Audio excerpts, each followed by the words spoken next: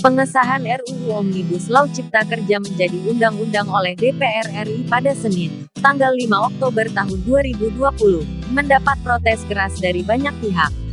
Undang-undang Omnibus Law Cipta Kerja dinilai akan merugikan rakyat Indonesia, terutama buruh, pekerja, anti lingkungan hidup, mengabaikan HAM, dan lain-lain. Sejumlah lembaga dan aktivis mengeluarkan mosi tidak percaya kepada pemerintah Indonesia dan DPR RI setelah disahkannya Undang-Undang Cipta Kerja. Menurut Fraksi Rakyat Indonesia dalam keterangan pers yang diterima Tirto, Selasa, tanggal 6 Oktober tahun 2020, setiap pasal-pasal dalam RUU Omnibus Law justru menunjukkan negara mengabaikan hak rakyat untuk hidup bermartabat dan justru mempercepat perusakan lingkungan. Sebagian besar investasi berjubah percepatan proyek mercusuar nasional berkedok pembangunan strategis yang justru membuat masyarakat tidak mampu mempertahankan lahan penghidupannya, tulis Fraksi Rakyat Indonesia. Misalnya, proyek strategis nasional dalam bentuk pembangunan pelabuhan dan bandara baru, di antaranya Bandara Kertajati Jawa Barat, Bandara Internasional Yogyakarta, Pelabuhan Internasional Kuala Tanjung, Pelabuhan Makassar Newport, hingga destinasi wisata baru seperti Labuan Bajo yang abai pembangunan berkelanjutan dan menghabisi penghidupan nelayan dan petani. Contoh lainnya adalah proyek strategis nasional dalam bentuk pembangunan infrastruktur ketenagalistrikan, seperti PLTU di Batang, Cirebon dan Indramayu, yang juga menghancurkan lahan petani dan nelayan. Dijelaskan dalam rilis tersebut, alih-alih memikirkan nasib petani dan nelayan yang kehilangan sumber penghidupannya, RUU Cipta Kerja justru memfasilitasi keserakahan dan korupsi banyak investor hitam dengan bantuan oligarki. Oligarki adalah persekutuan antara pengusaha dan pejabat pemerintah, aparat keamanan yang menggunakan berbagai cara untuk merampas sumber penghidupan masyarakat, dengan dalih pengadaan lahan untuk kepentingan umum, tanpa indikator yang bisa dipertanggungjawabkan dengan jelas. Niat pembenahan regulasi yang digadang-gadang dengan RUU Omnibus Cipta Kerja justru akan menciptakan lebih banyak penyumbatan dalam implementasi karena simplifikasi yang dilakukan hanya membabat ujung belaka tanpa perencanaan yang terintegrasi dengan agenda pembangunan. Undang-Undang Omnibus Law Cipta Kerja membuat pengusaha dapat menikmati hak guna usaha, HGU, langsung 90 tahun. Padahal sebelumnya hanya 25/35 tahun dengan perpanjangan 25 tahun jika perusahaan memenuhi syarat. Hal ini akan semakin memperdalam dan memperluas konflik agraria, di mana perempuan seringkali mengalami intimidasi dan kekerasan yang berlapis. Omnibus Law ini pun mendukung penindasan dan kecurangan bagi kaum buruh. Jaminan pekerjaan layak dihilangkan karena outsourcing dan kontrak bisa semakin merajalela. Upah dan pesangon pun tidak mendapat perlindungan, sehingga akan semakin banyak kesewenang-wenangan pengusaha nakal. Omnibus Law memperburuk perlindungan hak perempuan buruh. Tidak dikenal cuti karena haid atau keguguran karena hanya menyebutkan cuti tahunan dan cuti panjang lainnya yang diatur dalam perjanjian kerja, peraturan perusahaan atau perjanjian kerja bersama. Poin bermasalah dalam UU Cipta Kerja Omnibus Law. Puluhan akademisi dari berbagai universitas di seluruh Indonesia juga menolak pengesahan UU Omnibus Law Cipta Kerja. Menurut para akademisi, UU ini tidak hanya berisikan pasal-pasal bermasalah di mana nilai-nilai konstitusi, UUD NRI tahun 1945, dan Pancasila dilanggar bersamaan, tetapi juga cacat dalam prosedur pembentukannya. Aspirasi publik pun kian tak didengar, bahkan terus dilakukan pembatasan. Seakan tidak lagi mau dan mampu mendengar apa yang menjadi dampak bagi hak-hak dasar warga, tulis para akademisi dalam keterangan tertulis yang diterima Tirto, Selasa, tanggal 6 Oktober tahun 2020. Dengan berlakunya UU Cipta Kerja, maka terdapat masalah mendasar materi muatan pasal-pasal, yaitu 1. Sentralistik rasa Orde Baru. Terdapat hampir 400-an pasal yang menarik kewenangan kepada Presiden melalui pembentukan peraturan Presiden. 2. Anti lingkungan hidup. Terdapat pasal-pasal yang mengabaikan semangat perlindungan lingkungan hidup, terutama terhadap pelaksanaan pendekatan berbasis resiko serta semakin terbatasnya partisipasi masyarakat. 3. Liberalisasi pertanian. Tidak akan ada lagi perlindungan petani ataupun sumber daya domestik. Semakin terbukanya komoditi pertanian impor, serta hapusnya perlindungan lahan-lahan pertanian produktif. 4. Abai terhadap hak asasi manusia. Pasal-pasal tertentu mengedepankan prinsip semata-mata keuntungan bagi pebisnis, sehingga abai terhadap nilai-nilai hak asasi manusia, terutama perlindungan dan pemenuhan hak pekerja perempuan, hak warga dan lain-lain. 5.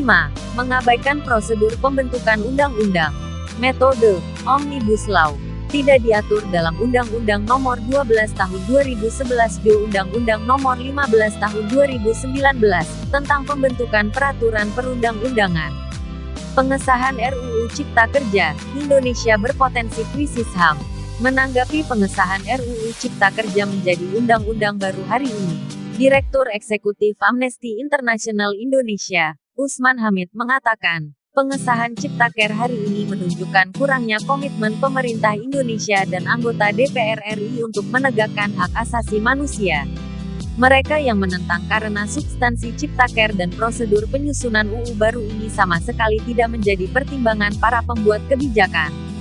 Anggota Dewan dan pemerintah, nampaknya, lebih memilih untuk mendengar kelompok kecil yang diuntungkan oleh aturan ini. Sementara hak jutaan pekerja kini terancam, ujarnya. Ia melanjutkan, serikat pekerja dan kelompok masyarakat sipil seharusnya dilibatkan secara terus-menerus dalam pembahasan undang-undang ini dari awal, karena anggota merekalah yang akan menanggung langsung dampak dari berlakunya Omnibus Law Ciptaker. Peristiwa penting di rapat paripurna hari ini akan memberikan lebih banyak ruang bagi perusahaan dan korporasi untuk mengeksploitasi tenaga kerja, dan akan berujung pada kurangnya kepatuhan pengusaha terhadap upah minimum menurut undang-undang. Belum lagi, perusahaan tidak lagi berkewajiban mengangkat pekerja kontrak menjadi pegawai tetap. Aturan seperti ini berpotensi menyebabkan perlakuan tidak adil bagi para pekerja, karena mereka akan terus-menerus menjadi pegawai tidak tetap, kata Usman. Kami mendesak anggota DPR untuk merevisi aturan-aturan bermasalah dalam UU Ciptaker. Hak asasi manusia harus menjadi prioritas di dalam setiap pengambilan keputusan. Pemerintah juga harus melindungi dan menjamin kebebasan berpendapat dan berekspresi dari mereka yang dirugikan atas pengesahan Ciptaker ini. Pandemi COVID-19, lagi-lagi, tidak boleh dijadikan alasan untuk melindungi hak mereka karena bersuara adalah satu-satunya jalan untuk didengar bagi mereka yang haknya dirampas. Jangan sampai pengesahan ini menjadi awal krisis hak asasi manusia baru, di mana mereka yang menentang kebijakan baru dibungkam. Pada tanggal 5 Oktober tahun 2020, DPR RI mengesahkan RUU Cipta Kerja, Omnibus Law, dalam rapat paripurna. Sejak pertama kali diusulkan, Omnibus Cipta Kerja telah menuai kontroversi di kalangan serikat pekerja dan kelompok masyarakat, karena memuat pasal-pasal yang mengancam hak pekerja. Proses penyusunan RUU Cipta Kerja dinilai sejumlah kelompok masyarakat kurang terbuka dan kurang transparan. Pembahasan yang dilakukan tertutup saat hari libur dan waktu pengesahan yang lebih cepat dari yang dijadwalkan memicu protes. Pembahasan yang dilakukan sejak awal dengan minim konsultasi melanggar hak untuk berpartisipasi dalam urusan publik dan hak atas informasi. Selain itu, Amnesty menilai pasal-pasal berikut atau peniadaan pasal-pasal berikut berpotensi untuk melanggar hak asasi para pekerja. 1. Masuknya pasal 88B yang memberikan kebebasan kepada pengusaha untuk menentukan unit keluaran yang ditugaskan kepada pekerja sebagai dasar penghitungan upah, sistem upah persatuan. Tidak ada jaminan bahwa sistem besaran upah persatuan untuk menentukan upah minimum di sektor tertentu tidak akan berakhir di bawah upah minimum. 2. Penghapusan pasal 91 di UU Ketenagakerjaan, yang mewajibkan upah yang disetujui oleh pengusaha dan pekerja tidak boleh lebih rendah daripada upah minimum sesuai peraturan perundang-undangan. Apabila persetujuan upah tersebut lebih rendah daripada upah minimum dalam peraturan perundang-undangan, maka pengusaha diwajibkan untuk membayar para pekerja sesuai dengan standar upah minimum dalam peraturan perundang-undangan. Jika dilanggar, pengusaha akan mendapat sanksi. Menghapus pasal 91 UU Ketenagakerjaan ini akan berujung pada kurangnya kepatuhan pengusaha terhadap upah minimum menurut undang-undang. Dengan kata lain, kemungkinan besar pengusaha akan memberikan upah yang lebih rendah kepada pekerja dan tidak melakukan apa-apa karena tidak ada lagi sanksi yang mengharuskan mereka melakukannya. 3. Pencantuman Pasal 59 UU Ketenagakerjaan terkait perubahan status PKWT menjadi PKWTT. Meski demikian, jangka waktu maksimum perjanjian kerja sementara dan jangka waktu perpanjangan maksimum belum secara spesifik diatur seperti dalam UU Ketenagakerjaan, namun disebutkan akan diatur dalam PP. Catatan, aturan teknis apapun yang dibuat menyusul pengesahan Omnibus jangan sampai membebaskan pengusaha dari kewajiban mereka untuk mengubah status pekerja sementara menjadi pekerja tetap. Hal ini menghilangkan kepastian kerja. 4. Batasan waktu kerja dalam Pasal 77 Ayat 2, masih dikecualikan untuk sektor tertentu. Detail skema masa kerja dan sektor tertentu yang dimaksud akan dijabarkan lebih lanjut melalui peraturan pemerintah. Ini menimbulkan kekhawatiran akan adanya perbedaan batas waktu kerja bagi sektor tertentu dan kompensasinya akan dapat merugikan pekerja di sektor-sektor tertentu, karena mereka dapat diminta untuk bekerja lebih lama dan menerima pembayaran untuk lembur yang lebih rendah dibandingkan pekerja di sektor lain.